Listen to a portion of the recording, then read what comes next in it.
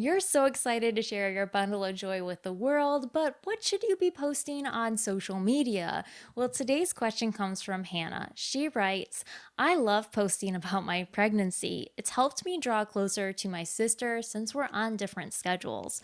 But she posts almost everything about her family, and I'm starting to feel pressured to post information I'm not sure I should be sharing once our baby is born. Well, I think a lot of us as moms can really relate to Hannah, especially now that we're in the digital age. It's like, what should we post? What shouldn't we post? And everyone kind of seems to be on opposite sides of the spectrum. How do we find a very good middle ground? Even is there a middle ground? Well, if we haven't hung out before, my name is Brianna. I'm a fellow mom and money coach, and here we talk about all things money in real life from moms for moms. I'd like to invite you to join today's conversation and drop any of your advice in the comments for Hannah and any other moms. But with that, let's go ahead and dive into today's topic. I think that when it comes to us making choices for our family, for the health and safety of our children, we don't owe anyone an explanation. And I think sometimes we get this idea that we owe and have to defend our position within society all the time. I promise you that the majority of people are not concerned about why you made that decision or what that decision is. They're just happy to live their own life. And if you have very vocal people that are pressing you to change their mind, maybe it's not so much that they're interested in changing their mind. They're just trying to understand why you made that decision for your family. And if you can present your argument in a very, not argument, but your logic behind why you've made that decision, that actually might help them contemplate where they stand on that decision for themselves. They might be asking those questions not because they're trying to press you on that boundary. I think our automatic response is to put up defenses, but maybe they're just trying to understand or evaluate whether or not they should change their mind on the position they currently have. If you're at the point where you're just like, I don't want to share any of my child's information on social media, that's totally fine. But you can still share your child's information with the people you love, even if it is outside of social media. I think social media does give us a lot more ease in the digital age that we live in to share those experiences with our extended family, especially if you don't live close by. I know firsthand what that's like, but you don't necessarily have to post publicly to everyone else in the world. You can very easily evaluate what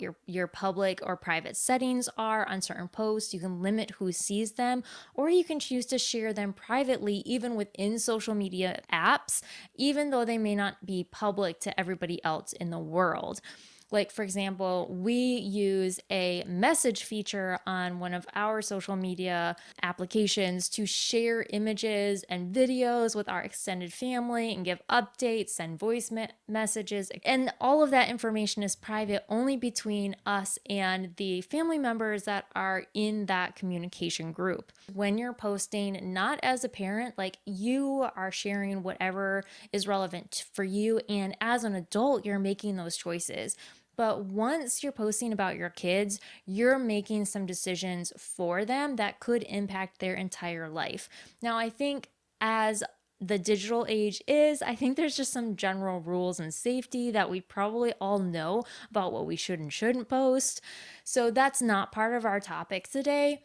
It's really determining where is your comfort level and what is reasonable for you. When I was becoming a mom and we were expecting our first, I, of course, was pretty active on social media. As I was approaching our birth, of course, I did, the whole like, hey, we're expecting, we're gonna have a baby boy. I was comfortable sharing that information because to me, like the due date could change, very generic things that I was like, I feel comfortable as a parent sharing this information. And when it came to like announcing our cowboys' births, I definitely made me pause to kind of question, like, okay, this is some really personal information. Should I be sharing it? Should I not be sharing it? Could his identity be stolen if it is shared? But then there's also the other side of me that's like, I really want to like share the excitement of our brand new baby, this son that we're so excited to have in our life with the people that I love. But there was also some very specific details that I wasn't comfortable sharing, and my husband and I talked through those ahead of time. Now, one thing that you could do if you're not if you do want to announce the birth but you don't want to share all of that information, you could just say or announce like a week or maybe a couple weeks after they're born, so you're not giving out your baby's explicit birthday. Now, some parents are more extreme. I consider myself to be a more extreme parent when it comes to social media. I don't like sharing my child's images of their face. I don't like sharing my child's names on social media. So when we post, it is very limited. Now, I asked you to see if there was anyone that was willing to share what you guys decided, and one mom, Heather, wrote in and she said, after the birth of my first daughter, I announced her name, her measurements, the time of birth with a few pictures to Facebook. After the birth of my second daughter, I emailed that information to my family and friends. I was no longer on social media. So Heather actually had a very similar experience that I did, because I don't know if we shared anything after our second son was born. Now, there are some individuals, and I have specific friends that I know that won't touch social media at all, and they just communicate digitally with their extended family through email. It is a little bit more cumbersome when we're used to like everything being so easy nowadays with other social media, everything being so instant. It does take a little bit more time to share things through email, but if that's a concern, that's not that big of a hurdle to proceed forward. If that's something that you're like, no, I don't want to share anything, but I do still want to share these experiences. You can even go the snail mail route. So we have some family that doesn't touch a computer and lives far away. And one of the nice features of everything being so digital is we can very easily print and send physical copies of pictures. Now, of course, they don't get video quite as easily, but if we wanted to, we could also burn a video DVD and send that to them as a home movie. I remember before we had the ease of use that we do now, that I had some cousins that lived across state and we never saw them. So what my parents and my aunt and uncle would do is they would take a home video camera, the big one that they would go over your shoulder, and take a video of our cousins, mail it to us in the mail. We would watch it on a VHS, and then my parents would take that same VHS and make a home video of all of us playing, saying hi, etc., and then mail that back to my cousins. Was it cumbersome? Sure.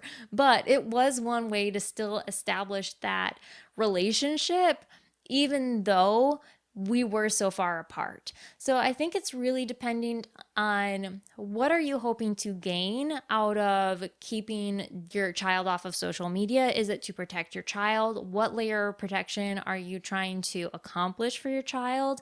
And then how are you going to address those conversations with the people that may be pressing you or be interested in why you made that decision? I think it's really important that no matter where we stand on our decision for our specific family and what we're deciding for the safety of our child, to respect if other parents don't make the same decision that we do. I have friends that share information more than I would be willing to share about my own kids, but I'm not going over there and saying, like, hey, you shouldn't be sharing that information, right? It's up to that parent to evaluate those own risks for their child. And if they're interested in having a conversation with me about why I did or not, then that's something that I leave on them to kind of approach that conversation with. So, wherever you fall on the spectrum, let us know if you have any additional advice in the comments. But until we hang out again, create a home your heart loves.